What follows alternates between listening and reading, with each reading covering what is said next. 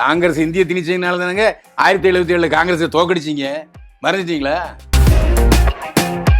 திமுக விஜயுடைய வளர்ச்சி பிடிக்கல, ஏகப்பட்ட தடை உத்தரவு போடுறாங்க. முதலமைச்சர் ரங்கசாமி என்ன சொல்றாரு, இந்த டுபாக்கூர் வேலைலாம் இங்கே பார்க்காது, நாங்கள் இங்கே சரியாக இருக்கோம், சரியாக அலசி நடத்துகிறோம், உன் அரசியலை நீ வந்து தமிழ்நாட்டுக்குள்ளேயே வச்சுக்க, உன் பருப்பு இங்கே வேகாதுன்னு மூஞ்சில் அடித்த மாதிரி சொல்லிட்டு. முதல்ல விஜய் வந்து அரசியலை நன்றாக அறிந்து புரிந்து தெரிந்து பேசணும். அவர் வந்து என்னமோ 8ஆம் கிளாஸ் படிக்கிற மாதிரி பாண்டிச்சேரியை பற்றி சொல்லணுன்னு, பாண்டிச்சேரி என்றதும் எனக்கு நினைவுக்கு வருகிறது. நான் பேசும்போது கூட்டம்லாம் நிறைய பேர் வர்றீங்க, ஆனால் ஓட்டு போட மாட்டீங்களே. வேட்டைக்காரன் வந்தால் வேட்டைக்காரனுக்கு ஓட்டு போட்டுறீங்கன்னு தேவைக்க. அதில் முதல்ல ஆதவர்ஜினா அவர் விஜய் பேரை கூட சொல்ல மாட்டார், தலைவர் தளபதி தளபதி தளபதி அப்படின்ட்டு ஒரே ஜால்ரா ஜம்பளிங்கமாகவே இருந்தார். ஆனந்த் இவ்வளோ நாள் இருந்துட்டாரு, அவருடைய கொத்தடிமைத்தனம் விசுவாசம் விஜய்க்கு பிடிச்சிருக்கு. அதனால் அவர் வந்து எப்போ அரெஸ்ட் ஆக போகிறோன்னு ஓடி போயிட்டாரோ அப்போவே விஜய் தூக்கி போட்டுருப்பாருன்னு நினைச்சேன். விஜய் எந்த தொகுதியில் இருந்தாலும் அவர் ஜெயிப்பதற்கு 90% வாய்ப்பு இருக்கு. விஜய் கட்சி சார்பாக டிவி ஒன்று ஸ்டார்ட் பண்ண போகிறேன், இதுக்கு ஃபண்ட் எல்லாம் ஆதவர்ஜனா கிட்ட தான் போகும்போது அப்படின்ற ஒரு தகவலும். நீங்கள் வேற ஜேபிஆர் காலேஜில் இருந்து நிறைய கோடி இடியாக கொடுத்துக்கிட்டு இருக்காங்கன்னு வேற கிஸ் வருது. ஓ, அது வேற. நீங்கள் ஆதவர்ஜனா சொல்கிறீங்க, தமிழ் சொல்கிறீங்களே, இன்னும் உயர்நீதிமன்றத்தில் தமிழ் வழக்காடு மொழியாக இருக்கா? ஏன் இல்லை? இத்தனை எம்பி இருக்கீங்க இல்லையா, எல்லா எம்பியும் நீங்கள் தான். அங்கே பார்லிமெண்ட் சொல்ல வேண்டியதானே? இல்லையே, மெஜாரிட்டி அவங்க தானே இருக்காங்க. மெஜாரிட்டியில் நீங்கள் சொல்லிட்டு சொல்ல வேண்டியதானே?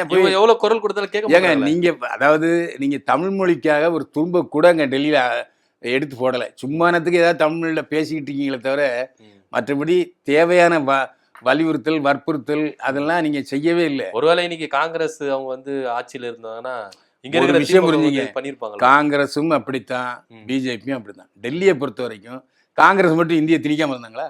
காங்கிரஸ் இந்திய திணிச்சதுனால தானங்க 1977 காங்கிரஸை தோக்கடிச்சிங்க, மறந்துட்டீங்களா? காங்கிரஸை எதிர்த்து திமுக கூட்டணி அமைச்சுன்னா என்ன காரணம்? அப்ப இதுல இருந்து தெரியுதுல்ல, தமிழுக்கு எதிராக யாரெல்லாம் இந்தி திணிக்கிறாங்களோ நாங்க கூட்டணி யாருன்னு பாஜக அந்த பேச்சு கிடையாது. எதிர்த்து நாங்க போராடுவோம். டெல்லியை பொறுத்த வரைக்கும் பிஜேபியும் காங்கிரஸும் மொழிக் கொள்கையை பொறுத்த வரைக்கும் ஒரே கொள்கை தான், அதுல எந்த சந்தேகம் இல்லை. நீங்க போய் டெல்லியில் போய் இந்திய சனாதனம்னு சொல்லி பாருங்க, நான் பூரா போயிலும் இந்துன்னு சொல்லிடுவான். சரி, ஓகே, அது எடுபடாது, அது வேஸ்ட்டு. அந்த வாதமே தப்பு. யாராவது ஒருத்தர் நம்ம பள்ளி ஊரில் வந்து ஸ்கூல் திறக்கிறேன்னா திறந்துக்கப்புறம் தான் சொல்ல முடியும், ஐயோ நீ வேற ஜாதிக்காரன் ஸ்கூல்லாம் திறக்கூடாதுன்னு சொல்ல முடியுமா? தப்புங்க அது. அவன் பாட்டுக்கு வச்சுட்டு போகிறான், படிக்கிறவன் ஏங்க மேயிற மாடி எங்கே வேணாலும் மேயும், மேயாத மாடி எங்கே போனாலும் சோம்பேறியே படுத்து கிடக்கும். நாங்கள்லாம் அந்த அறிக்கை லைட்டில் படித்தவங்க தான், படிக்காமல் இருந்தோம். அதல்ல விஞ்ஞான வளர்ச்சிங்கிறது வேற. இப்போ அதாவது ஒரு மொழி கற்றுக்கிறதுக்கு ஒரு மனிதனுக்கு உரிமை உண்டா இல்லையா? உரிமை உண்டு, அதான். ஓகே, அதனால் அது அந்த வித்யோதயா பள்ளிகளை பொறுத்த வரைக்கும் அதே சமயம் நம்ம எந்த மொழி கற்றுக்கிறோம் அப்படின்றதும் அவங்களுக்கு உரிமை உண்டு இல்லை? எங்க நான் அது இல்லவேன்னு சொல்லவே இல்லை, நான் அந்த வார்த்தைக்கே போகல. கூடுதலாக ஒரு மொழி ஒருத்தன் கற்றுக்கணும்னு விரும்புகிறான், அதுக்கு ஏன் நீங்கள் தடையா இருக்கீங்க? சரி, ஓகே. அது அதனால நவோதயா பள்ளிகள் வந்து தமிழ்நாட்டில் அமைக்கணும் அப்படின்னு உச்சநீதிமன்ற தீர்ப்பை நான் முழுமையாக ஆதரிக்கிறேன், வரவேற்கிறேன். ஓகே, அடுத்தபடியாக நம்ம விஜய் அவர்கள் பாண்டிச்சேரியில் போய் மீட்டிங் ஒன்று போட்டார், மக்களை சந்திக்கிறேன் அப்படின்னு சொல்லிட்டு. கடுமையான எதிர்ப்புகள் காவல்துறை தரப்புல இருந்து சரி, அரசு தரப்புல இருந்து சரி, கடுமையான கட்டுப்பாடுகள் எதிர்ப்புகள் அதெல்லாம் மீறி அங்க இருக்கிற காவல்துறைக்கும் அரசாங்கத்துக்கும் அவர் நன்றி செலுத்துறாரு. இதை நீங்க எப்படி பாக்குறீங்க? அதாவது திமுக விஜயுடைய வளர்ச்சி பிடிக்கல, ஏகப்பட்ட தடை உத்தரவு போடுறாங்க. அதே மாதிரி முதலமைச்சர் போனா ரோட் ஷோ நடத்துறாரு, முதலமைச்சருக்கு கிடைக்கிற அனுமதி விஜய் கிடைக்கல. ஏன்னா விஜய் வந்து எதிர் கட்சி, எப்பவுமே போலீஸார் வந்து ஆளுங்கட்சி தான் ஆதரவாக இருப்பாங்க. அதே சமயத்தில் ஆளுங்கட்சி ஒழுங்கா நடுநிலையாக நடந்துக்கணும்னு ரங்கசாமி விரும்பினாரு. சரிப்பா அவன் கூட்டம் தான் நடத்துறாரு, நடத்திட்டு போட்டுன்னு விட்டாரு. அதுக்கு அந்த அப்பவும் வடநாட்டு இப்போ அந்த போலீஸ் IPS ஐஜி தான் ரொம்ப கண்ட்ரோலாக இருந்து அதை கூட்டத்தை காப்பாற்றிருக்கு, அதை பாதுகாப்பு கொடுத்துருக்கு. ம். ஆனால் அதே சமயத்தில் முதலமைச்சர் ரங்கசாமி என்ன சொல்கிறாரு, ம்.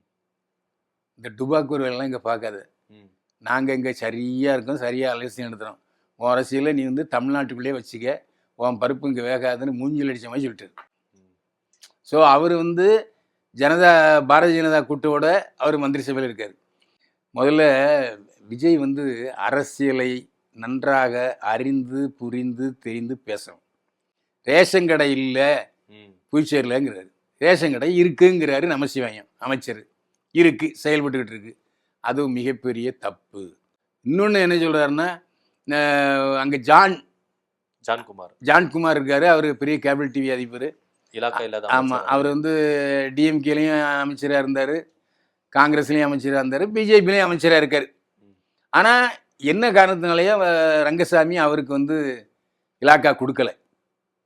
அது காரணம் முழுக்க ரங்கசாமி தான். அதுக்கும் பாஜகவுக்கும் அதுக்கும் மத்திய அரசுக்கும் ஒரு சம்பந்தமும் கிடையாது. ஆனால் விமர்சிக்கிறாரு விஜய் தப்பா சொல்றாரு. அதான் தப்பு. அவர் விஷயம் புரிஞ்சு பேசுறாரா இல்லை எழுதி கொடுத்தவனுக்கு விஷயம் தெரியலையா அப்படிங்கிறது தெரியல. முதல்ல அவர் வந்து அரசியலை தெரிஞ்சுக்கிட்டு பேசணும்.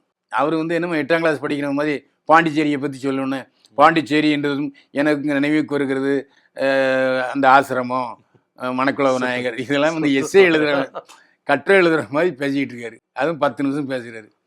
என்னத்தை ஏதோ கூட்டம் கூடுதுங்கிறதுக்காக அவர் அரசியலில் இருக்கார். ஆனால் பெருந்தலைவர் காமராஜ் சொன்னது தான் எனக்கு ஞாபகம் வருது. நான் பேசும்போது கூட்டம்லாம் நிறைய பேர் வர்றீங்க, ஆனால் ஓட்டு போட மாட்டீங்களே, வேட்டைக்காரன் வந்தால் வேட்டைக்காரனுக்கு ஓட்டு போட்டுறீங்கன்னாரு. பெருந்தலைவரே அப்படி சொன்னார். அதே மாதிரி கலைஞர் அப்படி தான், நிறைய கூட்டம் வர்றீங்க ஆனால் ஓட்டு எம்ஜிஆர் தானே போடுறீங்க. அந்த மாதிரி கேரிஷ்மா என்பது வேறு.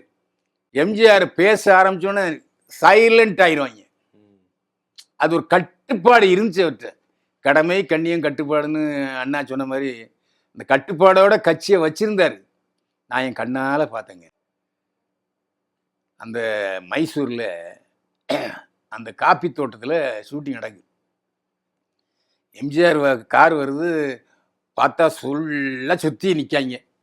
அங்கே நம்ம டைரக்டர் ஜெகநாதன் சொல்கிறாரு, அண்ணே ஷூட்டிங் நடத்த முடியாது போல, அவ்வளோ கூட்டம் இருக்குது, எங்கே கேமரா வச்சாலும் நின்றுட்டு இருக்கானுங்க அப்படின்னாரு.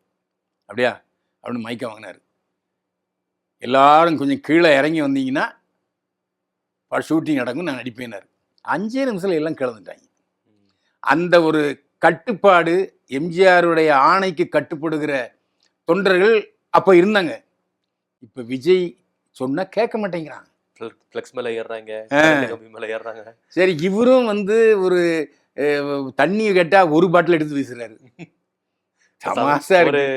ஆர்ப்பாட்டத்திலோட போலீஸ்கார கையை கடிக்கிறாங்க, எல்லா சேரையும் போட்டு உடைக்கிறாங்க, மேல ஏறி குதிக்கிறாங்க. அது அந்த விஷயத்துல திமுக சமீபத்தில் நடந்த அந்த இளைஞரணி மாநாட்டில் சேரெல்லாம் உடைக்கவே இல்லை, சேர்லாம் நாசமெல்லாம் செண்டில் இருந்து, ஆனால் ஏறி குதிச்சதை காமிச்சாங்க. அந்த மாதிரி ஆர்வக்கோளாறுல செய்கிறதுங்கிறது வேற, வேணும்னே சொத்துக்களை சேதப்படுத்துறதுங்கிறது வேற. அந்த விஷயத்தில் விஜய் இன்னும் தன்னுடைய கட்சி தொண்டர்களை கட்டுப்பாடோடு வைத்திருக்க தெரியல, தவறிட்டாரு. அது அவர் தப்பு. ஓகே, இப்போ அவர்கிட்ட கட்சிக்குள்ள வந்து காசு வாங்கிட்டு போஸ்டிங் போட மாட்டாங்க. இப்போ பனையூர்லேயே போயிட்டு முற்றுகை போராட்டம்லாம் நடத்தினாங்க. வட்ட செயலாளர் வந்து நீக்கிட்டாங்க, ஆதவர்ஜுனா போஸ்டரை போட்டதுனால வட்ட செயலாளர் பதவியை பிடிங்கிட்டாங்க. என்னதான் நடக்குது தமிழக கட்சி கருத்துக்குள்ள உள்கட்சி விவகாரம்? நான் கொஞ்சம் ஃப்ளாஷ்பேக் போகிறேன். போங்க. இந்த கட்சியில்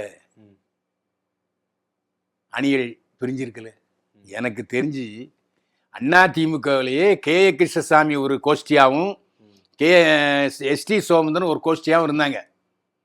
நிறைய பேருக்கு இப்போ தெரியாது. அதிமுகவில் எம்ஜிஆர் நெஞ்சார், நமக்கு பிறகு ஒரு பொதுச்செயலாளர் ஒருத்தர் வரணும், நமக்கு பின்னாலே இந்த கட்சி 100 ஆண்டு இருக்கணுங்கிறக்க பொதுச்செயலாளர் தேர்தல் நடத்த போகிறேன் அப்படின்னு சொன்னார். உடனே கட்சி 2ஆக பிரிஞ்சிருச்சு. எஸ்டிஎஸ் கோஷ்டி, கேஏகே கோஷ்டி. பார்த்தாரு, சரி கட்சி உடையாமல் இருக்குன்னா நானே பொதுச்செயலாளர்னு சொல்லிட்டேன். ஸோ இது அதிமுகவிலேயே இருந்துச்சு, திமுகவில் மட்டும் இல்லையா. அண்ணா இறந்ததுக்கப்புறம் கலைஞரா நெடுஞ்செழியனா இன்னொரு பெரிய டக்கஃபர் நடந்துச்சு. எம்ஜிஆரும் திரைத்தந்தி ஆயத்தினாரும் உள்ளே வந்தாங்க. வந்து அங்கே தங்களுடைய ஆதரவு எம்ஜிஆரும் ஆயத்தினாரும் ஆதரவு கலைஞர் கொடுத்தாங்க. கலைஞர் முதலமைச்சர் ஆனார்.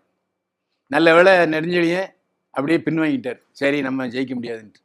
அவர் பெருந்தன்மையாளர், படித்தவர். ஸோ அப்பவும் திமுகவிலையும் அந்த குழப்பம் 2 கோஷ்டி இருந்துச்சு. அதே மாதிரி இப்போவும் புதுசாக வந்த நேற்று பெய்த மழையில் இன்னைக்கு முளைச்ச காளான் மாதிரி வந்திருக்கு தேவேக்க. அதில் முதல்ல ஆதவர்ஜுனா, அவர் விஜய் பேரை கூட சொல்ல மாட்டார். தலைவர் தளபதி தளபதி தளபதி அப்படின்ட்டு ஒரே ஜால்ரா ஜம்பளிங்கமாக இருந்தார். இந்த ஆதவர்ஜுனா வந்தார், விடுதலை சிறுத்தையில் இருந்து வந்து இங்கே வந்து ஒரு பிரளயத்தை ஏற்படுத்தினார். அவரும் விஜய்கிட்ட இறங்கிட்டார். எல்லாம் டப்பு. அப்போது விஜய் வந்து ஆதவர்ஜுனாவுக்கு முக்கியத்துவம் கொடுக்க ஆரம்பித்தார். எப்பவும் ஒரே உரையில் 2 கத்தி இருந்தால் ஆபத்து. இப்போ தேவேக்க கட்சியில் ஆதவர்ஜுனாவா புஷி ஆனந்தான்னு அந்த தலைமை பீடத்துக்கு போட்டி ஏற்பட்டுருச்சு. ஸோ அங்கே உள்ளவன் திருவள்ளூரில் என்ன பண்ணால் ஆதவர்ஜுனா வேண்டியவனா காசு வாங்கினானா கொடுத்தானாங்க நமக்கு தெரியாது. ஆதவர்ஜுனா படத்தை போட்டான். இங்கே இருக்க புஷி ஆனந்துக்கு கேஸ் ட்ரபிள் ஆகி போச்சு. எப்படி நீ போடலான்னு அவன் நீக்கிட்டார். இதான் பிரச்சனைங்க. விஜய் தலையிட்டு ஆதவர்ஜுனா புஷி ஆனந்த் இந்த 2 பேரில் 2வது இடத்துக்கு போட்டியிடுறத பேசாமல் இருங்க. தேர்தல் வரைக்கும் எந்த பேச்சும் இருக்கக்கூடாது. இருந்தால் தூக்கி போட்டுருவேன் அப்படின்னு சொல்லி மிரட்டி அடக்கி வச்சிருந்தா இந்த கட்சி அடுத்த கட்டத்துக்கு போகும். ஆனால் அந்த ஆளுமை பவர் வந்து அவர்கிட்ட இல்லை, விஜய் கிட்ட இது வரைக்கும் இல்லை. ஏன்னா நீங்க சொன்ன மாதிரி அண்ணா காலத்துக்கும் சரி எம்ஜிஆர் காலத்துக்கும் கட்சி பிளவுபடும் அவங்ககிட்ட அந்த கமாண்ட் பவர் இருந்தது. கட்சியை கட்டுக்குள்ள கொண்டு வந்தாங்க. இல்லை, எம்ஜிஆருக்கு எல்லா எம்எல்ஏக்களும் ஆதரவு தெரிவித்தார்கள். அதான் எம்ஜிஆர்கிட்ட புகழும் பணமும் இருந்துச்சு. ஆயத்தினார்கிட்ட பத்திரிகை பலம் இருந்துச்சு. ஆயத்தினார் ஏற்றோம்னா தினத்தந்தியில் பேர் வராது. ஸோ இந்த 2 இமயங்களும் ஒன்று சேர்ந்ததுனால கலைஞர் முதலமைச்சர் ஆகிட்டார். ஸோ அந்த சமயத்தில் தீர்க்கப்பட்டது. அதே மாதிரி எம்ஜிஆரே தன்னுடைய கட்சியில் பிளவு வரும்போது அவரே தீர்த்து வச்சுட்டார். ஸோ எல்லா கட்சிகளையும் இந்த பிளவுகள்ங்கிறது இயல்பு. அந்த ஆளுமை மிக்க பவர் இருக்கணும். அதை கட்டுப்படுத்துறதுக்கான பவர் இருக்கணும். அது இல்லை. அது பாவம் விளையாட்டு பிள்ளையா இருக்காரா என்னங்கிறது நமக்கு தெரியல. இது இவ்வளவு, அதாவது பனையூர் வரைக்கும் வந்த வாரத்தை கூப்பிட்டவங்களை கூப்பிட்டு என்ன பண்ணாச்சு இன்னைக்கு விசாரிச்சுட்டு தப்பு யார் மேலே இருக்கோ ஆதவர்ஜுனா நீ பேசாம இரு, புஷியானந்த் நீ பேசாம இரு அப்படின்னு சொல்லிடணும். நடவடிக்கை எடுக்க மாட்டேங்கிறாரு மாவட்ட செயலாளர். பொறுத்திருந்து பார்ப்போம். இப்போ அப்படி பார்க்க போனா இன்னொரு விஷயம் சொல்லி ஆகணும். ராகுல் காந்தி மேல ஒரு எம்எல்ஏ, முன்னாள் எம்எல்ஏ ஒருத்தன் கம்ப்ளைண்ட் கொடுத்துட்டான். யார்கிட்ட? அங்க அம்மாட்ட. யார்கிட்ட? சோனியா காந்திகிட்ட போய் ராகுல் காந்தியை பத்தி கம்ப்ளைண்ட் கொடுத்துட்டான். காங்கிரஸ் என்ன செஞ்சு தெரியுமா? உடனே அந்த எம்எல்ஏ நீக்கிட்டாங்க. அப்ப என்ன அர்த்தம்? அப்படியும் நடக்குது. அரசியல்னு வரும்போது அரசியல் இதெல்லாம் அதேதான் அரசியல் இல்ல சாதாரணப்பா அப்படின்ற எந்த கட்சியும் 100க்கு 100 அப்படிங்கறது சொல்ல முடியாது. அதனால நடக்கும். ஜனங்க இதெல்லாம் பார்த்துட்டு இருக்காங்க. ஜனங்க இதெல்லாம் பார்த்து எப்படி தீர்ப்பளிப்பாங்கிறது என்ன. ஒரு 3 மாசம் பொங்கல் பிறந்தா அதுக்குள்ள கடகடன்னு ஓடி போயிடும். ஆமா ஆமா. அதனால இப்ப அதாவது 3வது அணி யாருக்கு பாதகத்தை விளைவிக்கும்ங்கிறத கேள்விக்குறி. ஓகே, அந்த கேள்விக்குறி அப்படியே இருக்கட்டும். நேற்று தினத்துல இதே ஈரோடு மாவட்டத்துல ஒரு பொதுக்கூட்டம் நடத்துனாங்க. இப்போ விஜய்க்கு அப்புறம் புஷி ஆனந்த் தமிழக வெற்றி கழகத்துல அப்படின்னு பேசப்பட்டது. நேற்று புஷி ஆனந்த் என்ன பண்ணிட்டாரு, ஒரேடியா செங்கோட்டையன் காலில் விழுந்துட்டாரு. அண்ணே நீங்க எந்த வழி ரூட்டு போடுறீங்களோ அந்த ரூட்டில் நாங்க இது மட்டும் பயணிக்கிறோம், எங்களுக்கு இதுக்கப்புறம் விஜய்க்கு அப்புறம் நீங்க தான் அப்படின்னு சொல்லி இது அவர் பதவியை வந்து என்ன பண்ணார், பொறுப்பு வந்து தாரவாத்து கொடுத்துட்டாரோ, இதுக்கப்புறம் செங்கோட்டையனோட கை ஓங்கிடுமோ தமிழ்? என்ன காரணம்னா அவர் எத்தனை வருஷமா எம்எல்ஏ இருந்தவர், எத்தனை வருஷமா மந்திரியா இருந்தவர், போதா குறைய அந்த மண்ணின் மைந்தர். ஆமா. ஸோ அங்க போய் பாண்டிச்சேரிக்காரர் புஷியா இருந்து என்ன செய்ய போறாரு? அங்க புஷியா இருந்தா எவனும் கண்டுக்க மாட்டான். வந்தவங்க பூரா செங்கோட்டையனுடைய ஆட்களா இருக்கும். ஸோ பார்த்தாரு, இவன் ஆதவர்ஜுனாவுக்கு பதிலா செங்கோட்டையனையா நம்ம பக்கத்துல வச்சுக்கிறோம் அப்படின்னு புத்திசாலித்தனமா முடிவு எடுத்துக்கலாம். Okay okay okay. அதனால இதுக்கப்புறம் புஷி ஆனந்தோடைய வேலை அங்க வேலைக்கு ஆகாது தமிழ் வெற்றி. இல்லை வேலைக்கு ஆகாதுன்னு சொல்லலாம். அது விஜய் கையில தான் இருக்கு. புஷி ஆனந்துக்கு தூக்கி நீ பாண்டிச்சேரியில் போய் நில்லுன்னு சொல்ல போறாரா? நீ இங்க வர ஒரே நேரத்துல எப்படி தேர்தல் நடக்க போகுது? நீ பாட்டுக்கு பாண்டிச்சேரியில் போயினா பிரச்சனை முடிஞ்சு போச்சு. Okay okay. அதனால அதெல்லாம் நம்ம அதாவது புஷி ஆனந்த் இவ்வளவு நாள் இருந்துட்டாரு. அவருடைய கொத்தடிமைத்தனம், விசுவாசம் விஜய்க்கு பிடிச்சிருக்கு. அதனால அவர் வந்து எப்போ அரெஸ்ட் ஆக போறோன்னு ஓடி போயிட்டாரோ அப்பவே விஜய் தூக்கி போட்டுருப்பாருன்னு நினைச்சேன். ஆமா. சரி பரவாயில்ல, நாமளும் இப்படிதான், அதனால நம்ம பின்னால கட்சியில இருக்கோம் அப்படிதான் நினைச்சு போறேன். என்னமோ தெரியல. சரி, ஓகே. அதான் உண்மை. Okay sir. அடுத்தபடியா முன்னாள் மேனேஜர் பிடி செல்வகுமார். தமிழக வெற்றி கழகத்துல கூப்பிட்டா நான் நிச்சயமா போட்டியிடுவேன் அப்படின்னு பேசிட்டு வந்தவர் அவரு. திமுகல போயிட்டு தன்னை இணைச்சுக்கிட்டாரு. இது எப்படி விஜய் அவர்களுக்கு பிளஸ்ஸா இருக்குமா, மைனஸா இருக்குமா? எப்படி இந்த கூட்டணி, இந்த கணக்கு எப்படி சாத்தியமாகும்? விஜய்க்கு நிச்சயமா இது வந்து பாதிப்பாகவும் இருக்காது, ம். ப்ளஸ்ஸாகவும் இருக்காது. ம். விஜய்கிட்ட இருந்து வந்துட்டாரு இவரு. ம். கட்சி அவர் ஸ்ட்ராங்கா வச்சிருக்காரு, கட்சி வச்சிருக்காரு. இவர் பிடிஎஸ் அவர் ஒன்றும் கண்டுக்கல. இப்போ அவர் டிஎம்கேல போயிட்டாரு. ஒருவேளை டிஎம்கேல சீட்டு கொடுக்குறாங்களாங்கிற உறுதி வாங்கிட்டாரா என்னங்கிறது தெரியல. அப்படி டிஎம்கேல சீட்டு அவங்களுக்கு கொடுத்துட்டாங்க, இல்லை டிஎம்கே சீட்டு வாங்குறதுக்கு உறுதி வாங்கிட்டாருன்னா பிடி செல்வகுமார் புத்திசாலின்னு அர்த்தம். ஒருவேளை சீட்டு வாங்கிட்டாருன்னு வச்சுக்கோ திமுகல, விஜய் எதிர்த்து நிப்பாரா? அதே தொகுதி விஜய் நிக்கிற தொகுதியிலே பிடி செல்வகுமார் நின்னு ஏங்க அவரு நாகர்கோவிலங்க நிப்பாரு. அப்புறம் இல்ல கேக்குறேன், ஒரு வாதத்துல கேக்குறேன். இப்போ அவரு திமுகவுடைய தொண்டர். திமுக என்ன கட்டளை இடுதோ அதை செய்வோம். ஒருவேளை நீ சரி பிடி செல்வகுமார் விஜய் ஏத்து நில்லுன்னா நின்னுதான் ஆகணும், வேற வழி கிடையாது. திமுக தலைமை என்ன சொல்லுதோ அதை கட்டுப்படுறதுதான் விஜயகுமார் பிடி. இல்ல ஏன் கேக்குறேன்னா, ஒருவேளை விஜய்க்கு தகுந்த பாடம் கொடுக்கணும் அப்படின்னு திமுக நினைச்சதுன்னா அவங்க ஆளே வச்சு அவங்களை அடிக்கலாம் அப்படின்னு கூட யோசிக்கிறதுக்கு வாய்ப்பு இருக்குல்ல. இல்ல அப்படி ஒரு சூழ்நிலை வந்துன்னா இவரு விஜய் கூப்பிட்டு போற பிடி செல்வகுமார். அவர் கூப்பிடலங்கும் போது அந்த கட்சியில விஜயுடைய ரசிகர்கள் அவருக்கு ஆதரவா இல்லைங்கிறது தெரியுது. இப்ப திமுக 10 பேர் போய் சேர்ந்திருக்காங்க. அப்படி ஒன்றும் நாகர்கோவில்ல பிரளயம் வந்த மாதிரி எனக்கு தெரியல. விஜய் திருச்சி கிழக்கு தொகுதியில் நிற்க போறதா தகவல் வந்துட்டு இருக்கா சார்? இல்ல அவர் வந்து அந்த பக்கம் திருச்சி கிழக்குல கிறிஸ்தவர்கள் அதிகமா இருக்கலாம். ஏன் ஒரு விஷயங்க, விஜய் எந்த தொகுதியில நின்னாலும் அவர் ஜெயிப்பதற்கு 90% வாய்ப்பு இருக்கு. 90% வாய்ப்பு இருக்கு. ஆமா, எப்படி விருத்தாசலத்துல போய் கேப்டன் நின்னாரோ. ஆனா விஜயகாந்த் ஒண்ணா அவன் என்னன்னா அவரும் ஒரு நடிகர். ஏன்னா அங்க நாய்க்கமார் ஜாஸ்தி, தெலுங்கர்கள் இங்க ஜாஸ்தியா இருக்காங்க விருத்தாசலத்துல. அந்த அடிப்படையில் போய் நின்னாரு, அங்க ஒரே ஒரு சீட்டு ஜெயிச்சுது. அதே மாதிரி விஜய்ங்கிறது இளைஞர்கள் மத்தியில இருக்கு. 2வது தலைவர் கண்டிப்பா ஜெயிக்கணுங்கிற வெறியில அந்த பகுதியில் எல்லாருமே வேலை செய்வாங்க. ஸோ அவருக்கு ஜெயிக்கிறதுக்கு வாய்ப்பு. பார்ப்போம், பொறுத்திருந்து பார்க்கலாம் என்னன்னு. அடுத்தபடியா டிவி ஸ்டார்ட் பண்ண போறேன் அப்படிங்கிறது. விஜய் கட்சி சார்பா டிவி ஒன்று ஸ்டார்ட் பண்ண போறேன், இதுக்கு ஃபண்ட் எல்லாம் ஆதவர்ஜனா கிட்ட தான் போக போகுது அப்படின்ற ஒரு தகவலும். நீங்க வேற ஜேபிஆர் காலேஜில் இருந்து நிறைய கோடி இடியா கொடுத்துக்கிட்டு இருக்காங்கன்னு வேற கிஸ் வருது. ஓ, அது வேற. நீங்க ஆதவர்ஜனா சொல்றீங்க.